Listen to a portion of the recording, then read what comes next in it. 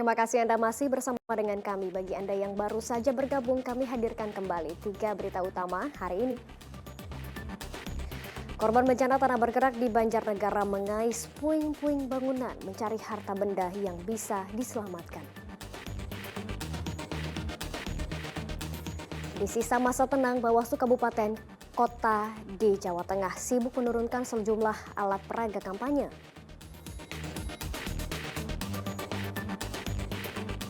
Berpura-pura bertanya, seorang ibu mencuri gas LPG 3 kg di sebuah toko kelontong di Sragen.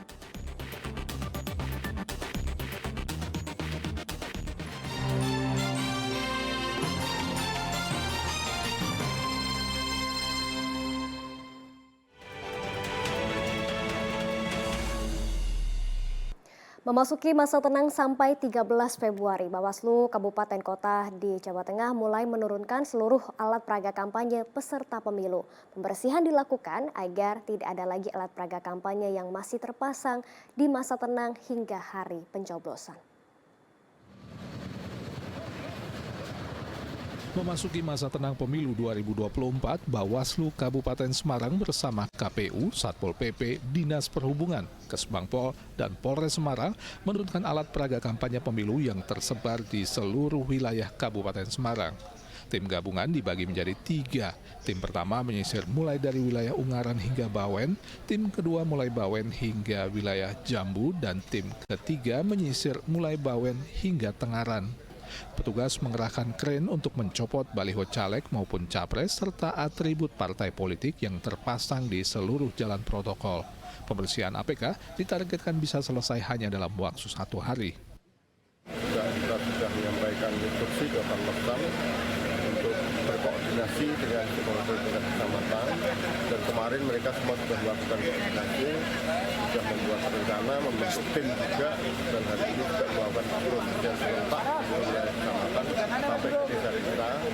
Akhirnya hari ini seluruh wilayah Kabupaten Semarang APK sudah dapat dibersihkan secara Tim gabungan Bawaslu menyisir seluruh kawasan Kota Solo untuk mencopot alat peraga kampanye yang masih terpasang.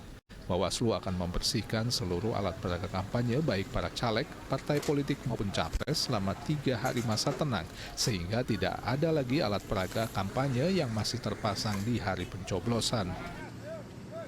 Ini kami melibatkan tim penerimaan APK untuk membersihkan semua alat peraga maupun bahan kampanye yang masih terpasang di Kota Surakarta. Sama-sama selama 3 hari, mulai tanggal 11, 12, 13, membersihkan semua alat peraga kampanye di Kota Surakarta. Tim gabungan Bawaslu Kota Salatiga, Satpol PP, TNI, dan Polri dibantu Panwascam dan pengawas TPS Minggu siang membongkar semua alat peraga kampanye yang masih terpasang di seluruh pelosok Kota Salatiga. Upaya ini dilakukan karena imbauan Bawaslu Kota Salatiga kepada parpol peserta pemilu untuk membongkar APK hingga Sabtu, tanggal 10 Februari 2024 pukul 00 tidak dilakukan. Petugas mencopot dan membongkar satu persatu APK para caleg maupun paslon capres-cawapres hingga tak tersisa. APK tersebut kemudian didata dan disita untuk dibawa ke gudang Bawaslu untuk dimusnahkan. Hingga Minggu siang sudah 5 truk APK yang dibongkar dengan jumlah mencapai belasan ribu. Dalam masa tenang menjelang pemungutan suara, Bawaslu juga menyiapkan petugas untuk pengawasan di kelurahan dan kecamatan untuk mengendus adanya politik uang, mobilisasi, dan intimidasi masa pemilih. Meski terhambat turunnya hujan, pembongkaran alat peraga kampanye pemilu tetap dilakukan tim gabungan Bawaslu Boyolali hari Minggu. Ribuan alat peraga kampanye yang dibongkar dari sepanjang jalan protokol dan jalan nasional kemudian dibawa ke kantor Bawaslu. Bawaslu Boyolali membagi 3 tim dalam penertiban alat peraga kampanye. Tim pertama ke arah barat menuju sepanjang Jalan Raya Kecamatan Ampel arah Salatiga. Tim kedua menuju arah utara di Kecamatan Andong hingga Kecamatan Ngemplak. Dan tim ketiga menuju Kecamatan Banyudono, Kecamatan Teras, dan Kecamatan Mojosongo. Tidak ada kendala yang berarti dalam pembersihan alat peraga kampanye, namun ada posko pemenangan yang sempat keberatan ditertibkan APK-nya, namun Bawaslu Boyolali tetap menurunkannya.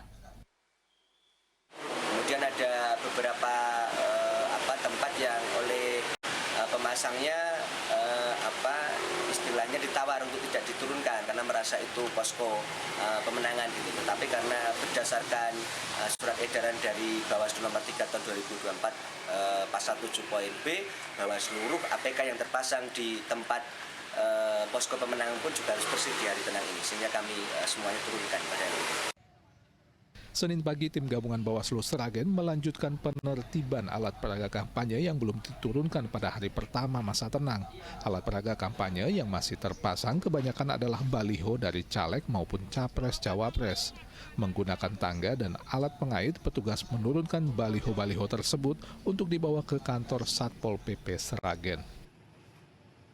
Kemarin di hari pertama masa tenang kita sudah membersihkan, tetapi di hari kedua ini masih ada alat peraga kampanye yang masih terpasang karena kemarin kita siang kan karena hujan sehingga kita hentikan dan dilanjutkan pada hari ini.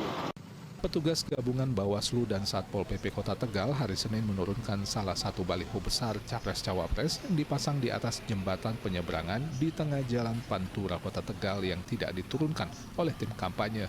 Pembersihan alat peraga kampanye pemilu sebelumnya telah dilakukan di tingkat kecamatan. Targetnya, hari Senin seluruh alat peraga kampanye caleg dan capres bisa dibersihkan dari seluruh wilayah Kota Tegal. Tim Liputan melaporkan.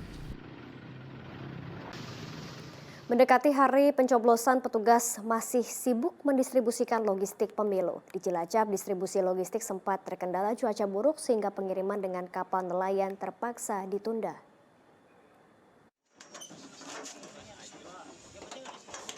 Tugas besar KPU memastikan logistik pemilu sampai di setiap TPS termasuk di wilayah terpencil. Salah satunya wilayah Kampung Laut yang berseberangan dengan Pulau Nusa Kambangan, Kabupaten Cilacap. Agar logistik pemilu bisa sampai di Kampung Laut, petugas harus menggunakan perahu nelayan. Namun cuaca buruk yang terjadi beberapa hari terakhir membuat pengiriman logistik pemilu tertunda. Mereka terpaksa menunda pengiriman logistik karena gelombang pasang dan angin kencang. Tanggal 5 itu kemarin, kebetulan pas jadwal sore itu air lagi surut, jadi nggak bisa, maka ditunda terkait dengan cuaca dan pasang naik air laut seperti itu. Kalau hari ini pendistribusian itu ada kendala apa Mas? Alhamdulillah untuk hari ini lancar dan sudah sesuai dengan yang semestinya. Ada bilik suara sebanyak 200 dan ada kotak suara sebanyak 250 serta ATK yang lainnya sebanyak sesuai dengan TPS 50 set. Untuk berapa desa Mas? Untuk semuanya 4 desa dari 50 TPS. Waktu tempuh dengan kapal memakan waktu sekitar 2 jam. Sesampainya di Kampung Laut, logistik pemilu disimpan di kantor kecamatan setempat dan baru disalurkan ke desa-desa. Tercatat, di Kampung Laut memiliki 4 desa yang merupakan daerah terpencil dan sulit jangkau. Mardianto melaporkan dari Cilacap. Hari pemungutan suara di tanah air sebentar lagi tiba untuk menentukan pemenang pemilu 2024. Tapi kalau ada sengketa pemilu yang dapat memicu konflik atau perselisihan, bagaimana penyelesaiannya? Simak selengkapnya dalam Kamu Harus Tahu. Pesta Demokrasi Serentak 2024 telah tiba. Masyarakat bersiap memilih anggota DPR, DPD, DPRD Provinsi, DPRD Kabupaten, Kota, hingga Presiden dan Wakil Presiden. Tapi kalau ada sengketa pemilu, gimana ya? Sengketa pemilu adalah perselisihan atau perbedaan pendapat dalam pelaksanaan maupun hasil pemilu yang bisa memicu konflik. Menurut Undang-Undang Nomor 7 Tahun 2017 tentang Pemilihan Umum, ada 2 jenis sengketa yang menjadi masalah hukum dalam pelaksanaan pemilu. Namanya sengketa proses pemilu dan sengketa perselisihan hasil pemilihan umum. Terus bedanya apa ya?